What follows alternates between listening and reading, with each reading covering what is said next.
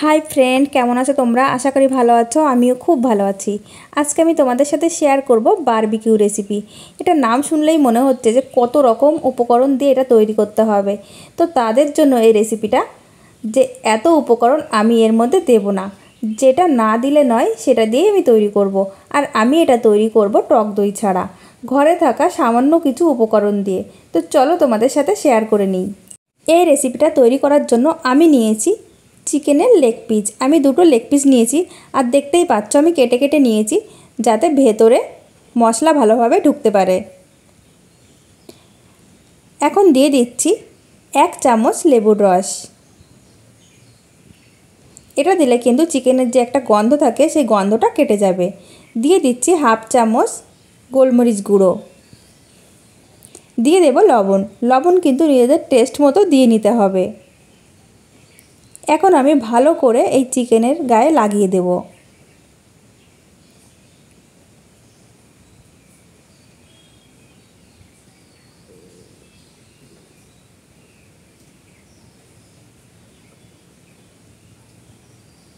ভালো করে মেশাতে হবে যাতে ভেতরেও চলে যায়।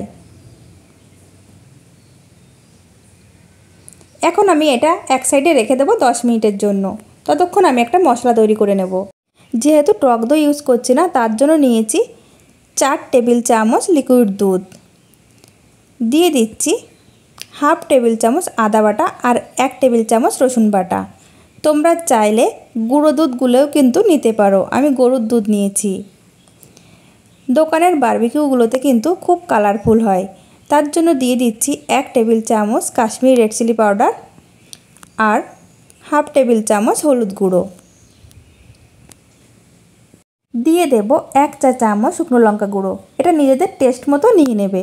দিয়ে দেব 1/2 টেবিল চামচ ধনে গুঁড়ো। দিয়ে দেব 1/2 টেবিল চামচ ভাজা জিরে গুঁড়ো। দিয়ে দেব 1 টেবিল চামচ বারবিকিউ মশলা। এই মশলাটা আমি বাড়িতেই তৈরি করে নিয়েছি। আর দিয়ে দেব গরম মশলা গুঁড়ো 1/2 টেবিল চামচ। এখন আমি সব কিছু ভালো করে মিশিয়ে নেব।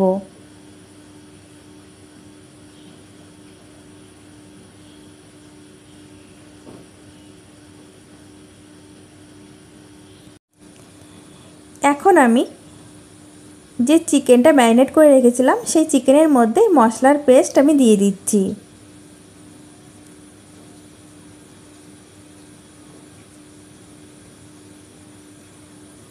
এটা দিয়ে কিন্তু কিছুক্ষণ টাইম এটা ভালো করে মেখে নিতে হবে।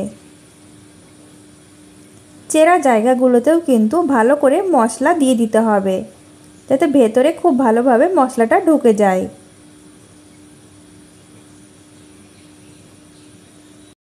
চিকেনের গায়ে খুব ভালোভাবে আমি মশলা লাগিয়ে নিয়েছি।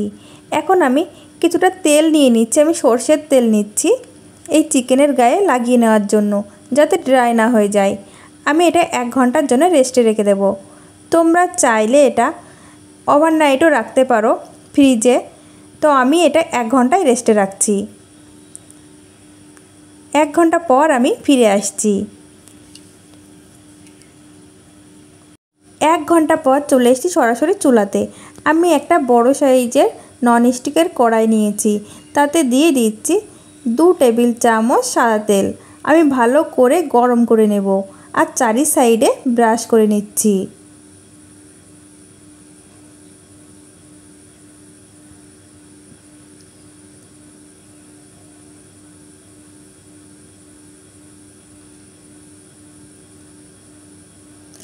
এখন দিয়ে দেব আগে থেকে ম্যারিনেট করে রাখা চিকেন।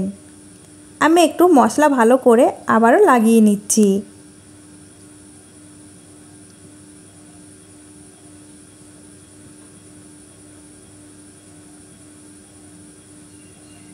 এখন আমি দিয়ে দেব। এটা তৈরি করতে কিন্তু একটু বড় সাইজেরই কড়াই লাগবে।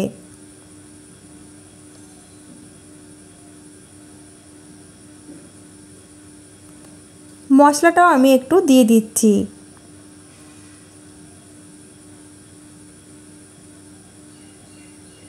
এখন আমি ঢাকা দিয়ে হতে দেব কিছুক্ষণ। কিছুক্ষণ পর আমি ফিরে এসেছি। আমি ঢাকনা খুলে দেখে নেব। এই সময় কিন্তু চুলার জালটা একদম হাই কিংবা মিডিয়াম রাখা যাবে না, তাহলে কিন্তু উপরটা পুড়ে যাবে আর ভেতরটা কাঁচা থাকবে। আমি লো হিটে এই চিকেনটা হতে দিয়েছি।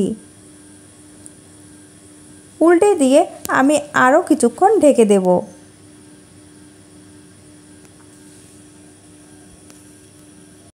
কিছুক্ষণ পর আমি আবারও ঢাকনা খুলে নিচ্ছি। এখন আমি উল্টে দেব। লো ফ্লেমে চিকেনটাকে সিদ্ধ করে নিতে হবে। কিছুক্ষণ পর পর ঢাকনা খুলে এইভাবে উল্টে দিতে হবে।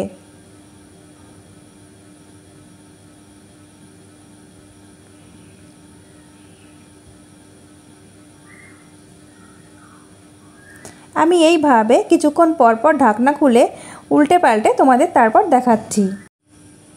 আমি ঢাকনা খুলে বেশ কয়েকবার উল্টে পাল্টে নিয়েছি। এটা কিন্তু খুব সুন্দরভাবে সিদ্ধ হয়ে গেছে। এখন আমি দু সাইডে সরিষার তেল ব্রাশ করে দেব। এটা দিলে কিন্তু ফ্লেভারটা খুব ভালো আসবে। বারবিকিউয়ের আসল ফ্লেভার কিন্তু কয়লার ধোয়াতেই হয়, কিন্তু বাড়িতে তৈরি করছি আর ঘরোয়া উপকরণ দিয়ে, তার জন্য ওই স্টেপটা আমি বাদই দিলাম। তো আমি দু সাইডেই সরিষার তেল ব্রাশ করে নেব।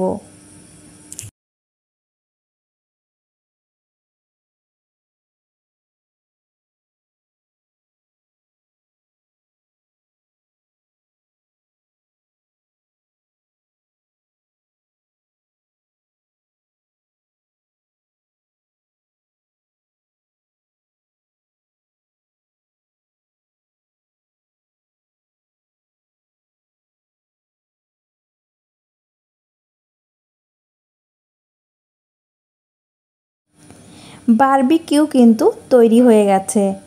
এখন আমি তুলে নিচ্ছি।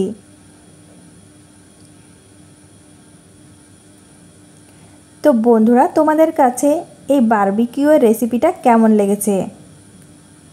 একবার হলেও কিন্তু বাড়িতে ট্রাই করে দেখতে পারো। টক দই ছাড়া একদম অল্প উপকরণে যদি বাড়িতেই এত সুন্দর বারবিকিউ তৈরি করে নেওয়া যায়, তাহলে এত টাকা খরচা করে রেস্টুরেন্টে যাওয়ার কোনো দরকারই পড়ে না। এটা কিন্তু এখনও গরম আছে, তবুও তোমাদের দেখানোর চেষ্টা করছি। আর এটা খেতে যে এত ভালো কি বলবো, একবার তৈরি করলে কিন্তু বারবার খেতে ইচ্ছা করবে। তো বন্ধুরা, তোমাদের যদি এই রেসিপিটা ভালো লেগে থাকে, লাইক, কমেন্ট এবং শেয়ার করে দিও। আর সাবস্ক্রাইব করতে কিন্তু একদমই ভুলো না।